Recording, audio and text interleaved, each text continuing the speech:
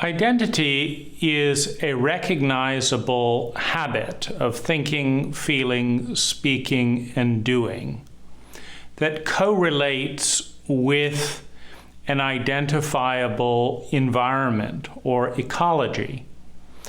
The identity and the perceived environment are one in the interconnection, in the common thread, the underlying drive of human need to survive, to feel secure, to experience love and belonging, to develop self-esteem, to discover our gifts, to bring those gifts competently out into the world and generate abundance, and to transcend the limited, isolated narrative of self by becoming a part of something bigger.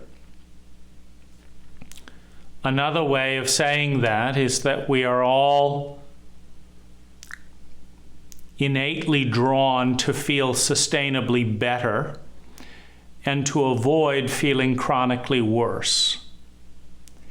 And that drive leads us to synergy, leads us to grace, leads us to evolution.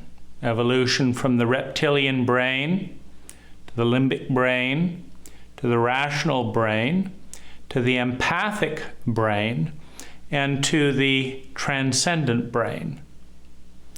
From fight, flight, freeze in a reptilian sociopathic paradigm to spontaneous, synergistic collaboration as partners with all of it, as a small part of the whole, engaging consciously with the large part of the whole, as a small fractal pattern, recognizing the largest fractal pattern within and without as a pattern of energy that is holographic, that both contains the whole in its extrapolation and is a piece of the whole, as a part of the possibility field, without which the possibility field collapses, as a part of the possibility field without which we do not exist. So every part of the possibility field rests on the foundation of the entirety of the possibility field, out of which the probability field emerges, out of which the actuality field emerges at a higher density. And yet the possibility field, to exist as a field of all possibility, must contain every nuance, every particle of that entire spectrum of possibility field, or it ceases to be the possibility field. Just as the number 7 is predicated on a 7+ number system, meaning we have a 10-based number system, where as we get to 1 again, we add a 0.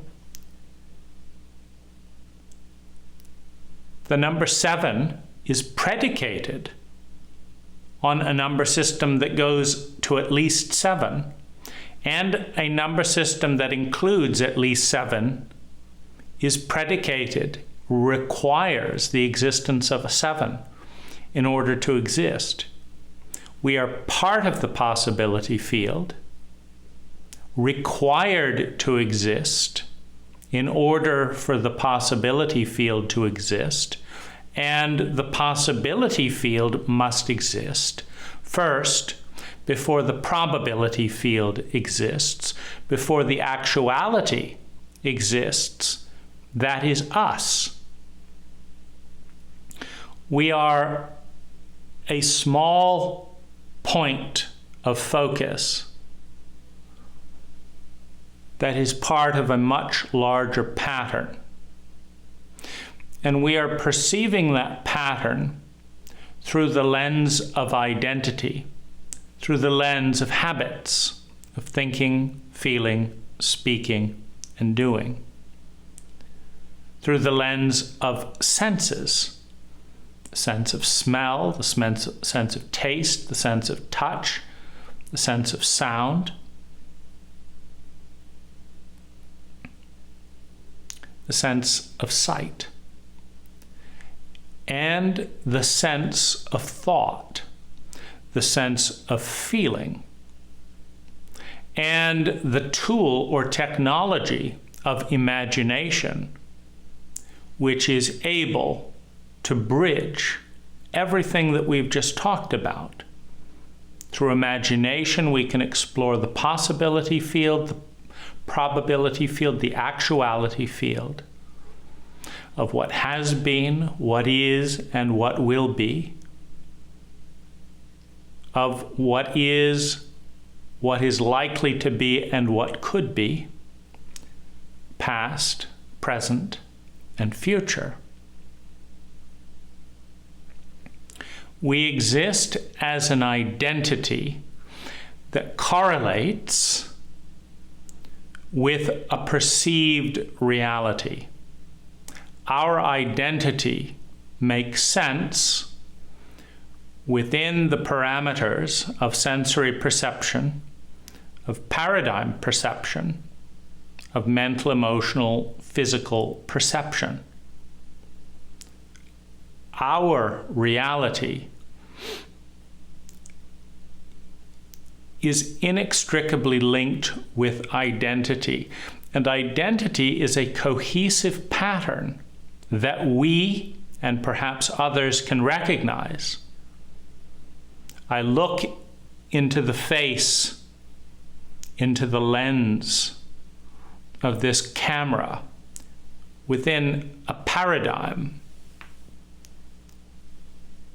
within a box, and I see a pattern of energy that I've seen there before. I've seen this color before. I've seen this shape before. I've seen this shape before. I've seen this color. I've seen this shape.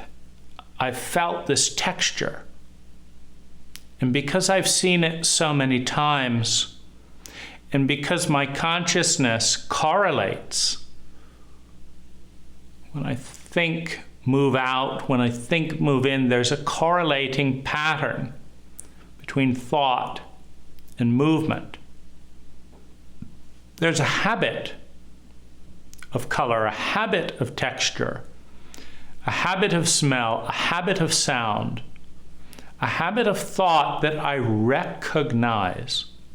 I recognize that pattern, and I say, that is me. I am the pattern.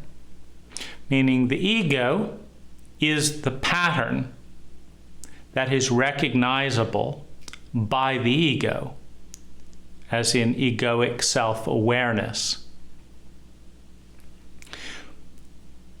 The identity, the cohesive pattern, and others may recognize it and say, yeah, that's Dane. He talks like that. He thinks like that. He moves like that. He looks like that. He smells like that. That is Dane. His fingerprints are like that. His voice print is like that. It is a cohesive, recognizable pattern over time. Now, that pattern is held in place with a series of emphases and a series of deletions. If you look at the possibility field of energy, and then we look at the actuality of energy, every given actuality is an expression of pluses and minuses of emphasis within that possibility field. So this blue requires minusing certain colors out of the spectrum and amplifying certain colors in the spectrum to get this blue. This color, again, minusing certain colors, amplifying other colors in order to get this color. This sound emphasizes certain sounds and de-emphasizes others that are possibilities in order to get the actuality.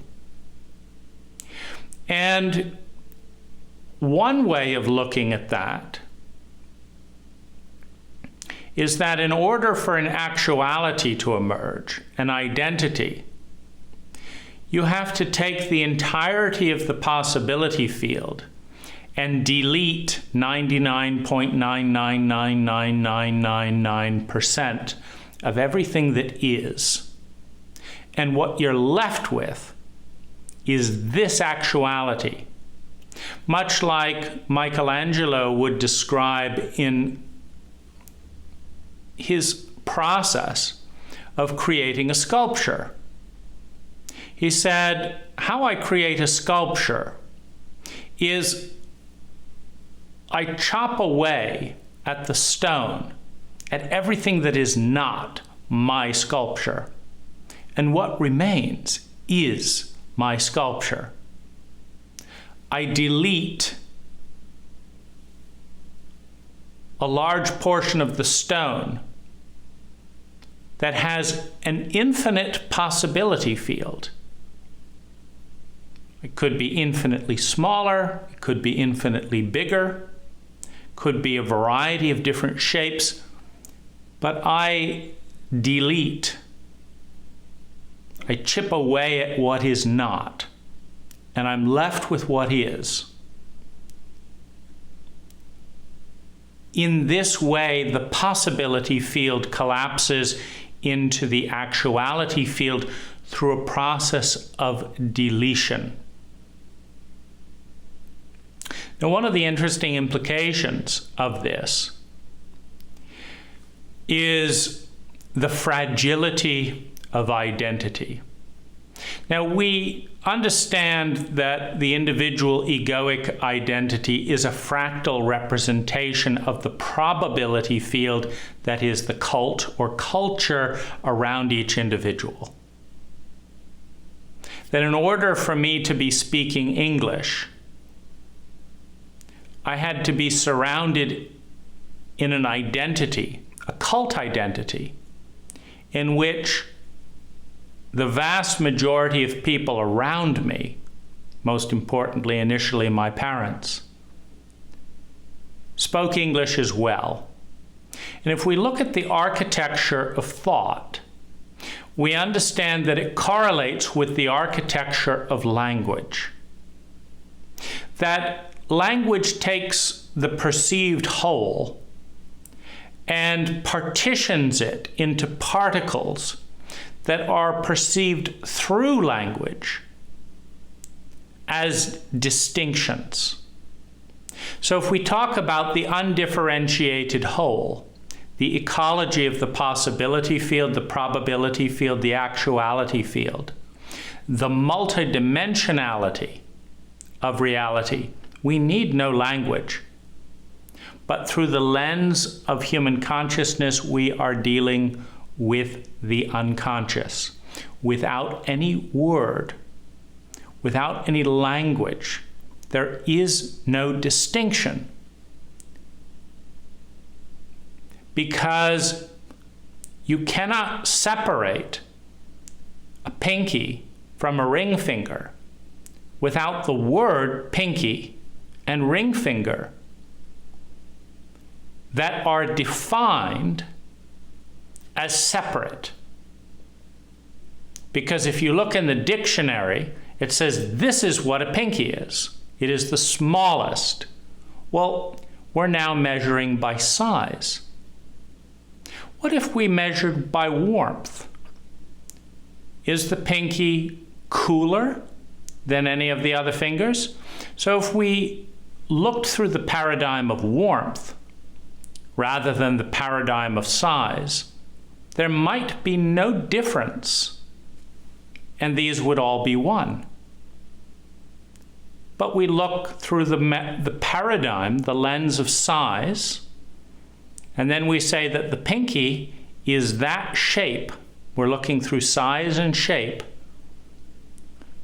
which is smaller than any other size and shape in this shape, which is defined by 5 separate points. And we've now created the pinky through the paradigm of language. The pinky does not exist as a separate distinction without the word pinky or small finger.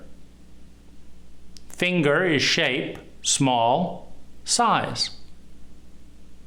We have to look through that lens, because if we looked at the lens of life, we cannot come with the distinction.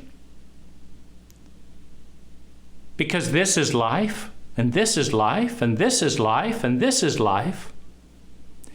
Now we have an interconnected ecology.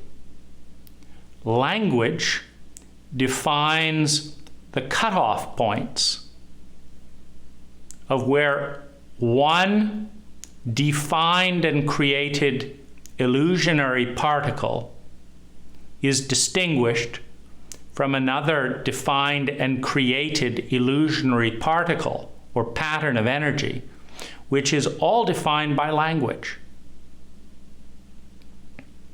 A language that does not have the word pinky in it does not see the pinky as separate from whatever else is not defined. You have to cut the world into particles through language in order to see particles. You have to cut a culture into individuals in order to perceive an individual. Otherwise, you just take certain paradigms and value hierarchies and create cults or cultures, and you see each individual as part of the probability field created by that hierarchy of values, by that system of language. And you'd say, these individuals are not separate.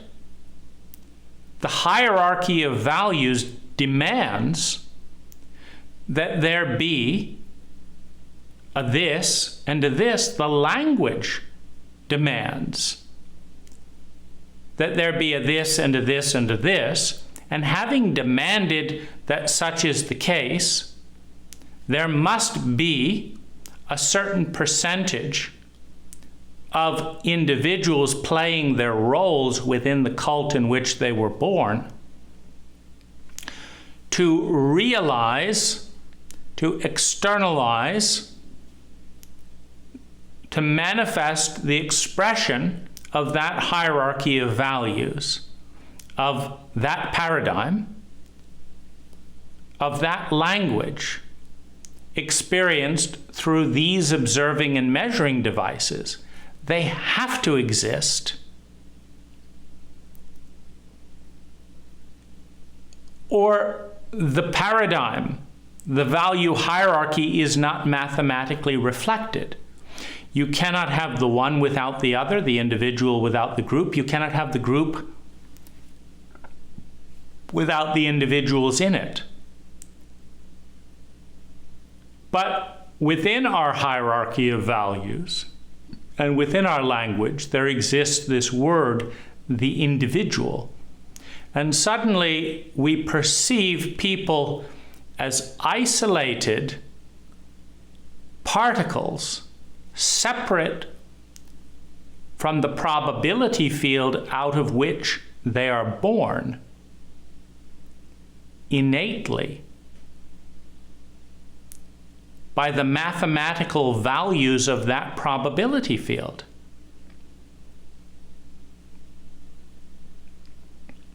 Every single thing that happens exists within the probability field. Every value hierarchy, every paradigm, every language generates a probability field. And the way that fits together is as a cult or a culture. Now, every culture is incomplete. It's a probability field within a much larger possibility field. For example, there have been 10,000 estimated cultures, according to anthropologists, because there have been 10,000 estimated languages. You see, and not every language breaks the whole into parts the same way. You can have one language that doesn't have a number system above 3. And so each of the parts are broken into triads. Heart, mind, and body would be a triad. But what if there was a language for the gradients, for the bell curve, moving from heart, mind, and body, and moving from mind, heart to body, and moving from body to mind to heart, and moving from body to heart to mind? And what if, rather than heart, mind, and body, we had 7 distinctions in that bell curve, where there was the terrain where thoughts were becoming feelings but had not yet been felt, where birth was beginning to happen as a thought began to create a feeling, which began to change the biology, which began to change the perception of reality, which began to lead to action. Because every action in human history has been motivated by a feeling, and every feeling in human history has been generated by a thought, and every thought exists within a probability field of a paradigm, and every paradigm exists within a probability field that includes the value hierarchy and the outer environment. And all of that exists within a continuum of moving from less grace to more grace, from lower state to higher state, from less fun to more fun. Now, if our identity is sustained by deleting 99.9% of the environments around us that would shatter that identity,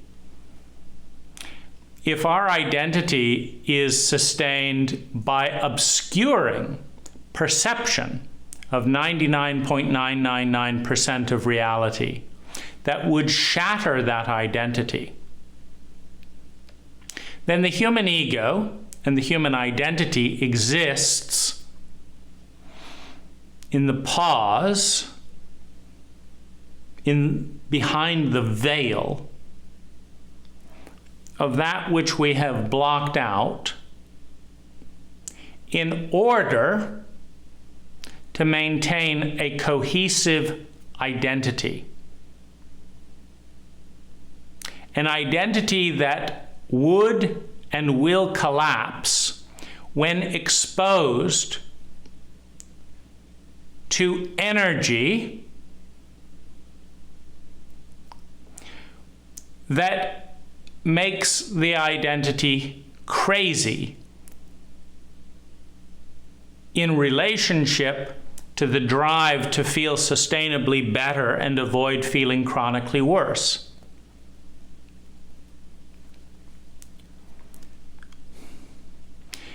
Identity is fragile, and it is based on a series of suppositions, memories, re-memories, recognitions, reformations, that we are reliving certain moments that sustain and provide certainty, that provide stability, that provide a status quo to the habits of thinking, feeling, speaking, and doing. That by definition, on any infinite continuum,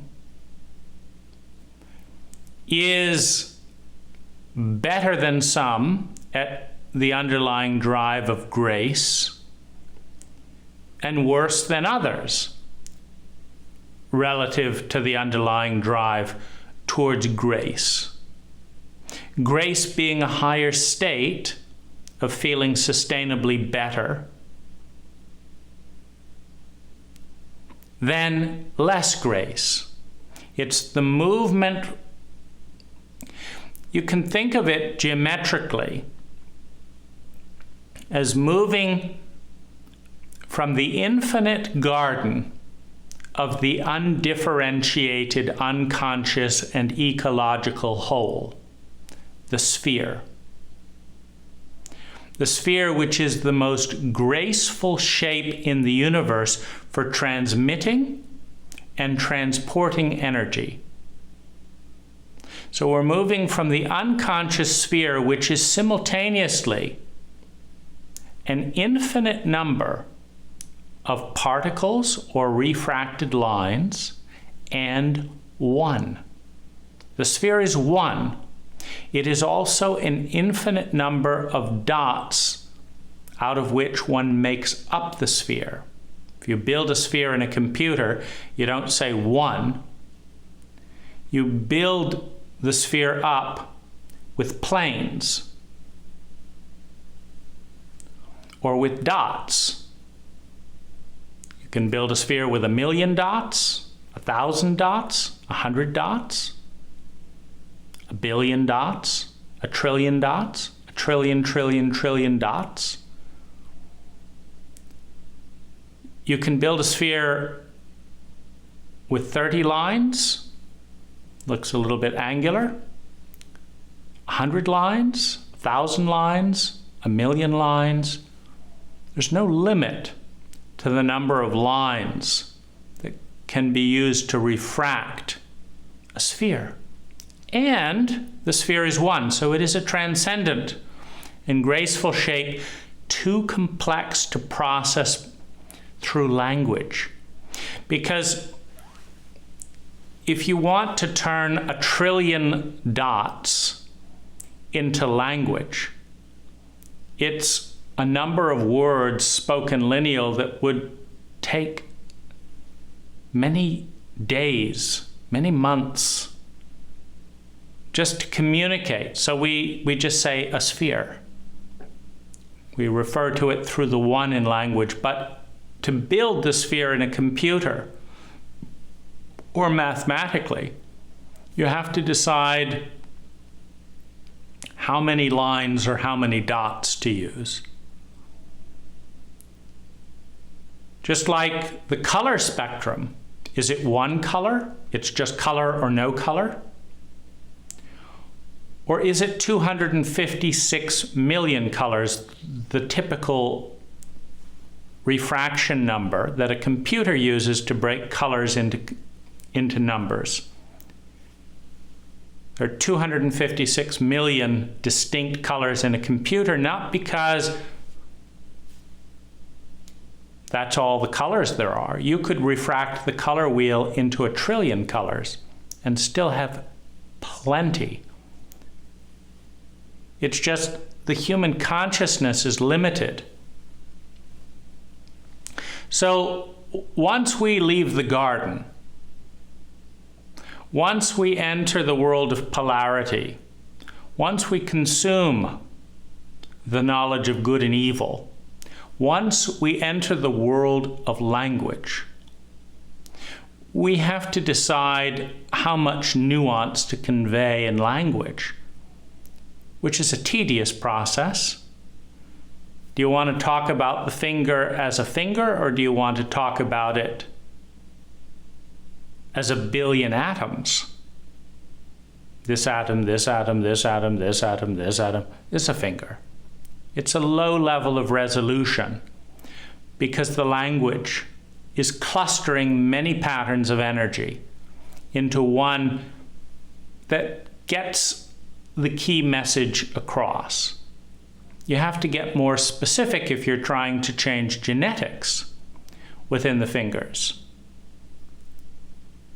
But if you're not, if you're just touching finger, you touch my finger, okay, you touch my little finger with your little finger, it's adequate to see some contact. Touch it hard, touch it soft, not that much, 30% lighter, 30% more. So language determines the pixelation, the distinction, the cut points. And some language cut things very differently. Some languages talk about how things feel. Some languages, if you look at French, for example, the table is masculine, the table is feminine. Divides things into masculine and feminine. English doesn't do that. It divides things into nouns, verbs, beings. It divides it that way. But why that way?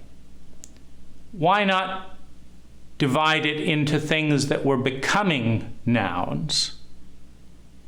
Why not look at the cycle of life in which every noun becomes a living being at one stage of its evolution and then becomes a noun at another stage, and every living being becomes an... Why not look at the interconnectivity where one category becomes another category, becomes another category, as we watch energy migrate through the cycle of consciousness, which is the cycle of language? We just don't. And that makes identities incredibly fragile. There are so many cult boundaries within language, within cult memes, within what is looked at and what is taboo. There are so many cult gateways down which there are no vocabularies to look, and there are vast oases of energy that are unexplored, methodically ignored and denied in order to maintain the status quo of a given language, in order to maintain the cult meme, where I know your identity because it's a face of my identity. And we know our identity because they are faces of the cult. And we know the cult's identity because everyone in that cult agrees not to step outside of certain boundaries that we've all decided don't exist because there's no words for them, or because the words that we describe for that territory of energy in formation are derogatory, are dismissive. One of the best ways to protect vast oases of the unknown from integration into the cult and thus affecting and transformation of the cult is to de-rank individuals to the degree that they explore the taboo areas of the cult. So, for example, if I want to maintain pristine cult cohesion, to maintain an illusionary status quo, one of the things that I can do is avoid looking at every challenge to the cult. If I define myself as part of a materialistic cult, then I can avoid looking at anything that is not material. And one of the best ways to do that is to have exquisite language about anything that is material, and to have a very small vocabulary about anything that is non-material. Since all consciousness emerges through language, I've now weighted the probability field with and through the creation of language, such that most of the language in the dictionary of definitions within this cult are words about material objects and the relationship of material objects. And since the human consciousness can only focus on one or two things at a given moment, if I create a probability field in which 90% of the words relate to physical material objects, I've now created a probability field that if someone is spontaneous and decides what they're going to do within the paradigm of the cult, they will talk about or do something physical and material 90% of the time, statistically speaking. But what about that other 10%? Because there's no way to shut off the inexorable interconnectedness of being, of consciousness, of all things. What about that? Well, the next thing I can do is to create paradigms that say that what's real is physical things and what's not real are not physical things. But what if that still doesn't discourage people adequately from talking about inner felt experiences that are very real to them? Well, then I can invent chauvinism, a paradigm that says that this half of the world is good and this half of the world is bad. This half of the world is better than this half of the world. And then the part that is better are the material masculine things, and the parts that are worse or less than are feminine inner things. Felt feelings are feminine. Thoughts that create felt feelings are masculine. It doesn't really hold up because the feeling of wanting to belong in the hierarchy of human needs is what motivates cult adherence. The stickiness of cults, the reason they can cohese and maintain a recognizable pattern known as an identity, are feelings. People have to want to belong. They must want to feel love and belonging, or they will not agree to denigrate feelings in order to belong to a cult that exaggerates thought, that is produced and motivated by feelings. It's very, very difficult to take a wheel in any process and chop out bits of it and make a scientific case for how half of the wheel is more valuable than the other half of the wheel. It's hard to do because it's unscientific.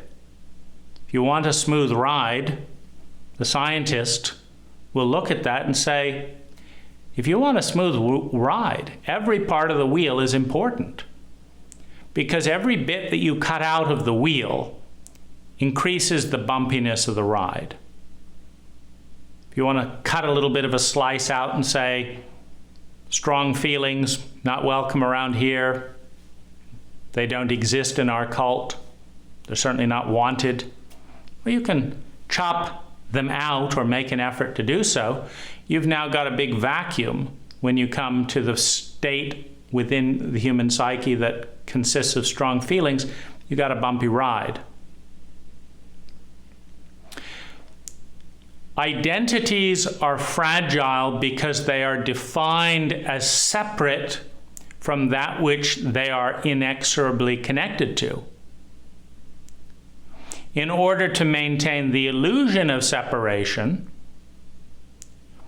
identities must use paradigm, language, habit, cult, and taboo to censor and silence the majority of the possibility field and shunt consciousness through language into a very narrow sliver of the possibility field that's known as me, that's known as us, that's known as cult.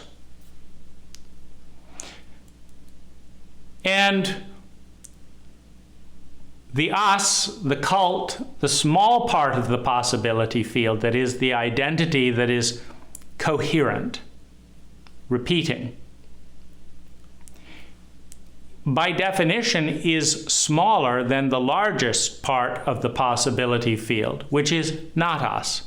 Meaning as soon as you say this is me, and that's all, that is not me, and this is me. This is me. That's not me, that's not me, that's not me, you're not me, you're not me, you're not me. We've now created a dichotomy between the smallest part of reality, that's me, and the largest part of reality, that's everything else. Now, when every part of reality is ecologically connected to every other part of reality on multiple dimensions, maintaining this sliver of separation is a fool's errand.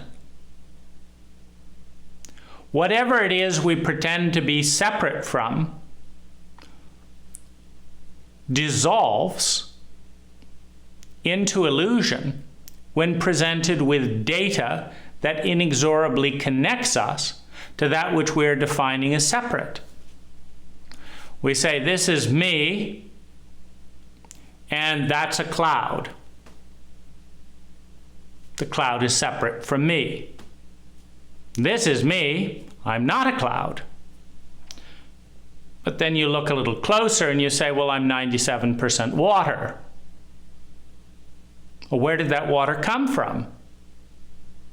It came from clouds. So I'm 97% cloud. Well, that doesn't hold up. So we're just not going to look at that. We're going to look at the fact that I'm not white and puffy and up there. I'm denser and I'm down here. So I'm cloud held in a body, and that's cloud preparing to rain. I'm separate because I have a different density. But it's much closer to the truth to say I'm 97% cloud, because all this water came from a cloud. Where I'm me and I'm not the earth. That's an inanimate object. But that inanimate object gives birth to bananas that I ingest, that give me, that feed my brain, which happens to think I'm separate. The fragility of identity is exquisite. There have been 10,000 cults in human history. They're almost all dead or radically changed and indistinguishable from what they were before. All identities give way and must dissolve when presented with the totality of data, with reality.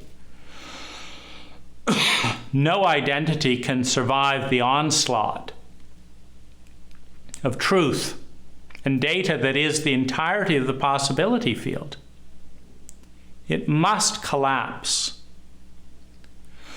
And all identities are distinctions. I'm this and you're that.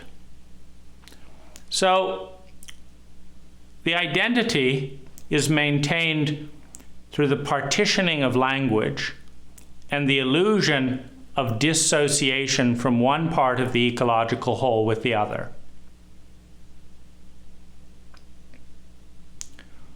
Requires tremendous skill to pretend that one thing is completely separate from another. And it is the skill that cults are generated to engineer, to foster, to praise. This particle is separate from this particle. And that particle is separate from that particle, and you're separate from that, and that's not your business, and this is your business. It's not scientific, it's cultural. You should be focusing on this, not on this. That's not your concern, this is your concern. Well, if that's connected to this, then isn't that my concern? Not in this cult. This is separate from this. If you don't like the cult, you don't belong. If you don't belong, you don't have security of survival in a framework in which we are so interdependent.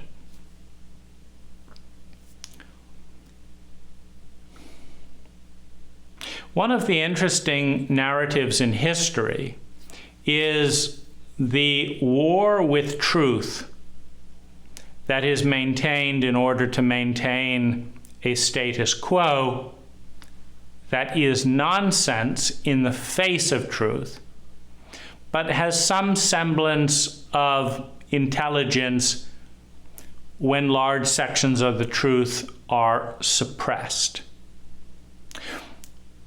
One of the things that prompted this video is watching the number of military, police, astronauts, scientists, philosophers, common individuals from all around the world who present in the entirety a tremendous body of information about non-Earth species, unidentified flying or moving objects. Some of them are underwater, some of them are in the air. And we look at the conspiracy of silence. It seems largely led at this point by the CIA and other US intelligence agencies. We look at the conspiracy to deny that which would shatter the identities of all of us on the planet as separate, isolated people depending on our power structures, our governments, our hierarchical authorities. We look at the vast body of scientific data, and we look at the tremendous effort being made to deny the presence of beings not from this planet, not from our cult, not from our identity.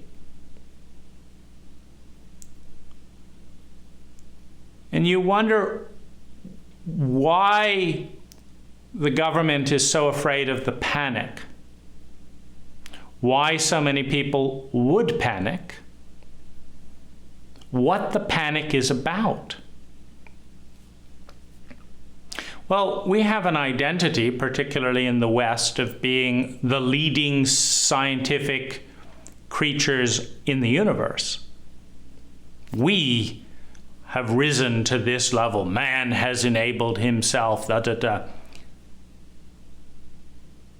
But multiple interplanetary consciousness and beings with higher levels of technology shatters the identity. There's over 1 billion planets in our solar system alone. In our galaxy, 1 billion planets that could support life. Well, why was the Catholic Church so angry with Galileo? Because he ruined their identity.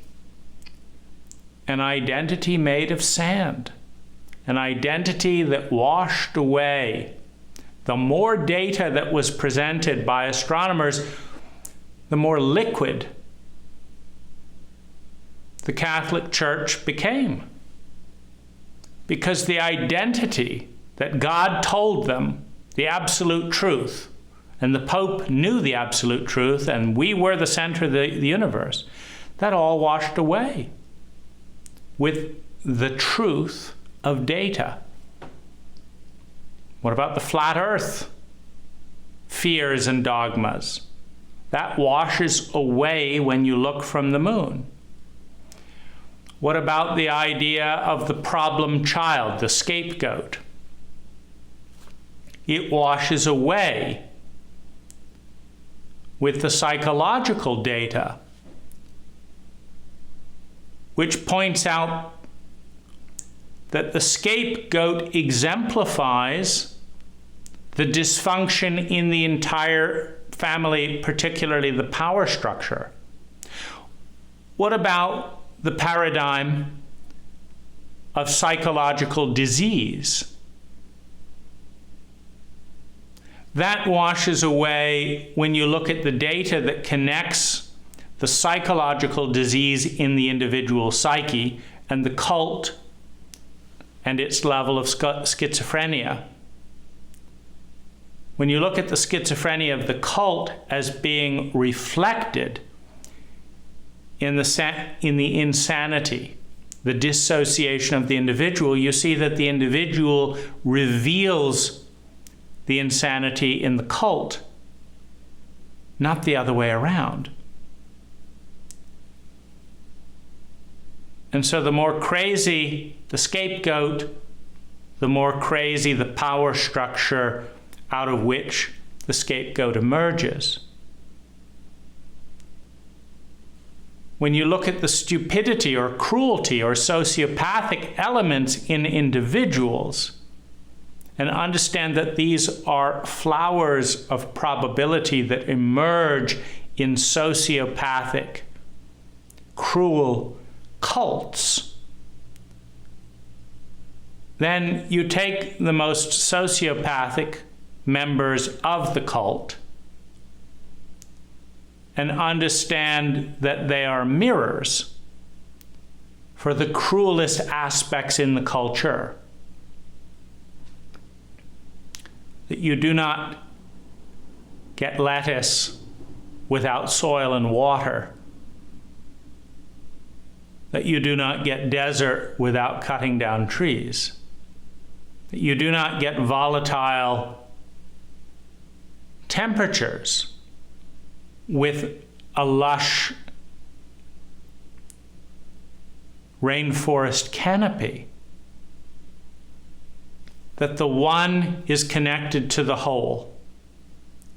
And if you want to understand the whole, look at the one. And if you want to understand the one, look at the whole that gave birth to it. But now we're talking ecological thinking, and that's outside of the paradigm of this cult. Except scientifically, but we ask our scientists to focus on these things and not on these things. We don't ask our scientists to examine our cults because our cults would fall to to pieces like sand under scientific scrutiny that does not bear data that supports the dogma of our cults. They undermine the dogma of our cults, creating fear of an existential nature. When we believe that we are our identity and instinctively understand the fragility of our cult, the fragility of our identity, we pursue a committed pattern of willful blindness of that energy pattern, of that data, the majority of which challenges the dogma, the status quo that we identify with as individuals and as a cult. And when we believe that we are not more than our cult, then we are not more than our identity, we are terrified of change because change means death, death of the old identity, birth of the new identity. And in that flux, I might not exist.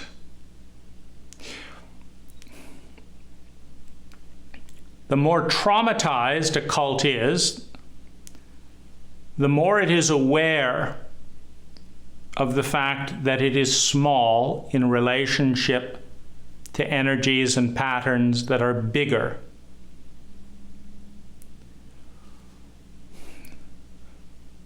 When we are frightened of trauma, when we are terrified of death, when we are afraid that we do not and won't exist,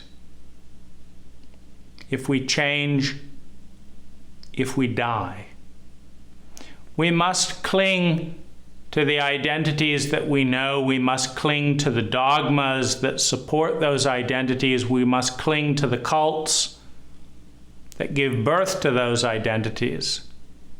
And our enemy is truth. Our enemy is change. Our enemy is life. Our enemy is the larger self of which we are innately a part.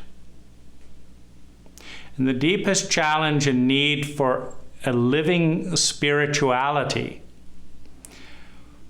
an awareness of the transcendent and empathic brain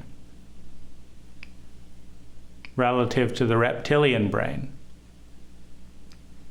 is the need to identify with that part of us, with the sea of possibility and probability out of which all identities form, rather than the specific crystalline identity that is bound to be shattered as it encounters the beautiful chaos, the beautiful unknown, the vastness of the mathematical equation of which we are a part and which is a part of us. When we can identify not with the identity, but with the witness of that identity, when we can identify not with the ego, but with the soul out of which the ego emerges, when we can identify not with the masculine line and dot, but with the wave, with the space out of which that dot and line and shape takes form,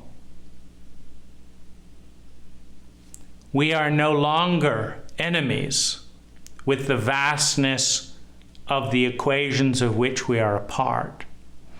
And we can gracefully participate in the inner and outer transformations that restore symmetry to the ungraceful dogmas of our cults and identities.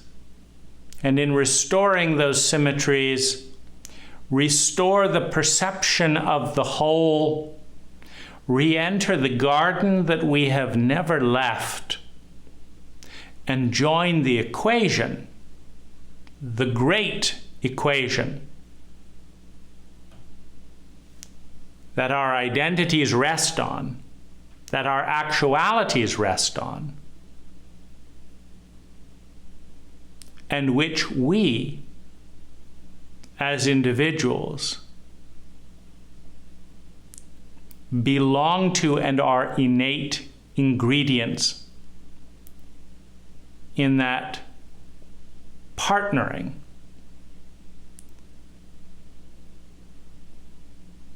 in which the possibility field cannot exist without us, and we cannot exist without the possibility field, that the in-breath cannot exist without the out-breath, and the out-breath cannot exist without the in-breath.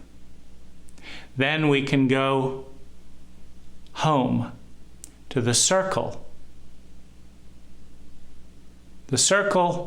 that has remained intact even as we have cut it up 10,000 different ways to perceive it through language and then fixate it.